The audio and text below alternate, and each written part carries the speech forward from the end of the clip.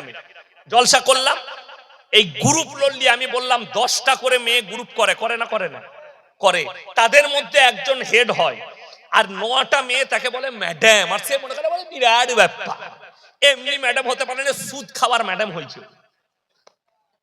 এই বায়ান করার পরে বোম্বেতে আমার 1.5 শ্বাস থাকে, আমার ফুপুই তো বোন, আবার আমার 1.5 শ্বাস, আমি আমার ফুপুর ছোট জামাই। তো সে বোম্বে থেকে বাড়ি এসছে, তো সেই গ্রামের একটা মেয়ের বাপের বাড়ি ওখানে, তার সঙ্গে দেখা হয়েছে। বলছে ইয়াসিন হুজুর একদম বাজে লোকলো, ফালতু লোক, খালি মেয়েদের গীবত বলে, তাকে কে দাওয়াত দেয়?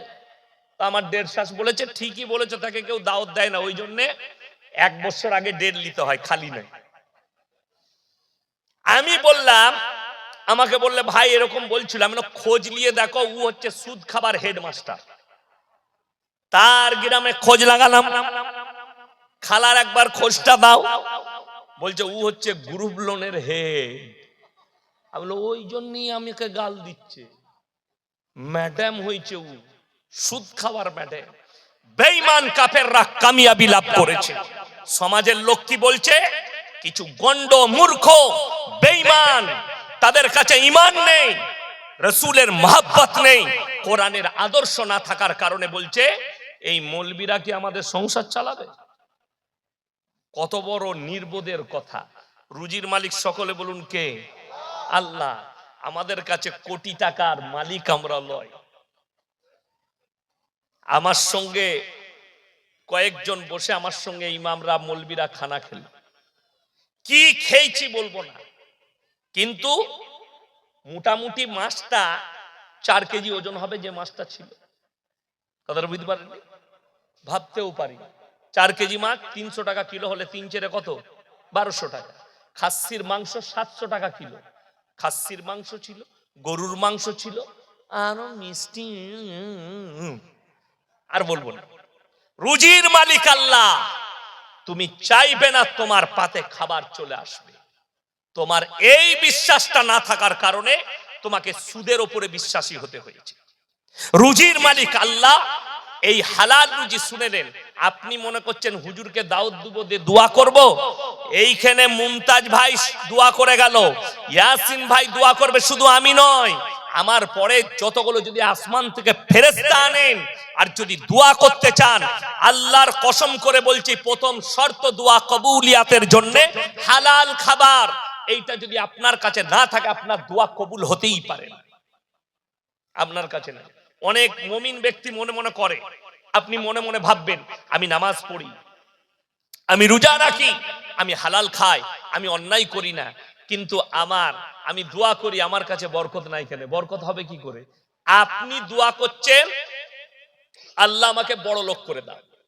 দেখেন, বাংলাদেশের এক চাচা নামাজ পড়তে গিয়েছে মসজিদে, মুখে দাঁড়িয়ে আছে, আল্লাহ গো 1 ঘর লটারি কেটেছি, আল্লাহ 1 কোটি ফেলি দিও, যদি পড়ে যায় আল্লাহ তোমার ঘর থেকে জীবনে বেরোবে না। এই দোয়া কখনো মসজিদে করা যায়? লটারি হারাম না হালাল? হারাম। ওই নির্বোধকে কে বুঝাবে যে এই হারাম দোয়া আল্লাহর কাছে কি করে কবুল হবে? আপনাকে আমি দেখিয়ে দেবো, বেথুয়া ডহরিতে দেখাবো, আপনাকে ধুবুলিয়ায় দেখাবো, চাপড়ায় দেখাবো, মুসলমান লটারি কাটছে, লটারি কিনছে, লটারি বিক্রিও করছে। ঠিক বললাম না ভুল বললাম? আপনার মহেশনগরে দেখিয়ে দেবো, লটারির টিকিট কাটছে, লটারির টিকিট বিক্রিও করছে মুসলিম, আর সে ভাবছে আমার এই খাবারটা হালাল খাবার, এই টাকা ইনকাম করে আমার পরিবারের মুখে তুলে দিচ্ছি। তুমি হারাম খাবার তুলে দিচ্ছ। শুনে রেখে দেন, যারা যাদের সন্তানের মুখে হারাম খাবার তুলে দেয়, সেই সন্তান কোনোদিন নেক সন্তান হতে পারে না। এটা রাসূল সাল্লাল্লাহু আলাইহি সাল্লামের হাদিস। হে আমার সাহাবীরা, তোমরা নিজেরা হালাল খাও, সন্তান বিবির মুখে হালাল তুলে দাও, তারা নেক হবে, সালেহ হবে। আপনারা কি মনে করছেন সুদ খেয়ে হোক, যা খেয়ে হোক, বড় লোক হয়ে যাব? বড় লোক হলে ভালো মন্দ খাওয়া যায়? কোটি টাকা থাকলে ভালো মন্দ খেতে পাওয়া যায়? কে বললো আপনাকে? যদি এটা বিশ্বাস না হয়, সকালবেলায় উঠে ধুবুলিয়ায় গিয়ে ট্রেন চাপেন, বেথুয়ায় চলে যান কলকাতা শিয়ালদা, নেমে কলকাতায় প্রেসিডেন্টি জেলে গিয়ে পার্থবাবুকে জিজ্ঞেস করে আসুন, স্যার টাকায় কত সুদ? উনি বলতে পারবেন। গার্লফ্রেন্ডের ঘর থেকে 250 কোটি টাকা বেরিয়েছে, জেলের কুঠরিতে পুরা রুটি খেতে হচ্ছে, তার নাম আল্লাহ। 100 কোটির মালিক, গলাটা চিড়ে এখানে পাইপ ভরা আছে, লিকুইড খাবার যাচ্ছে, দাঁতে চিবিয়ে খাবার নিছে, তারপরেও তুমি আল্লাহকে বিশ্বাস করো না যে রুজির মালিক আল্লাহ? কোরআন শুনেলেন এর পরে হযরতে মারিয়াম ঈসা নবীর মা নিজেকে যখন পর্দা করে নিল, ওয়াজকুর ফিল কিতাবি মারিয়াম ইদিন তাবাদাত মিন আহলিহা মাকানান শারকিয়্যা, পূর্ব দিকে এক স্থানে নিজেকে পর্দা করে নিল। তার ঘরের বন্দি ঘরের ভেতরে আল্লাহ তাআলা জান্নাত থেকে খাবার পাঠাচ্ছেন। জোরে একবার বলুন সুবহানাল্লাহ। কার কাছে? মারিয়ামের কাছে। কি কি খাবার? আশ্চর্য সব খাবার, যে ফল ফ্রুট দুনিয়ায় নেই। হযরতে জাকারিয়া বললেন, ক্বালা ইয়া মারইয়ামু আন্না লাকি হাদা, ওগো মারইয়াম, তোমার কাছে এই সমস্ত ভালো মন্দ, আকরন মুনাক্কা, কাজু কিশমিশ পেস্তা বাদাম, এত দামি খাবার কোথা থেকে আসছে? হযরতে মারইয়াম বললেন, ক্বালাত হুয়া মিন ইনদিল্লাহ ইন্নাল্লাহা ইয়ারযুকু মান ইয়াশাউ বিগাইরি হিসাব। আল্লাহ যাকে ভালোবাসেন, আল্লাহ যাকে পছন্দ করেন, তাকে বেসুমার রিজক দান করেন।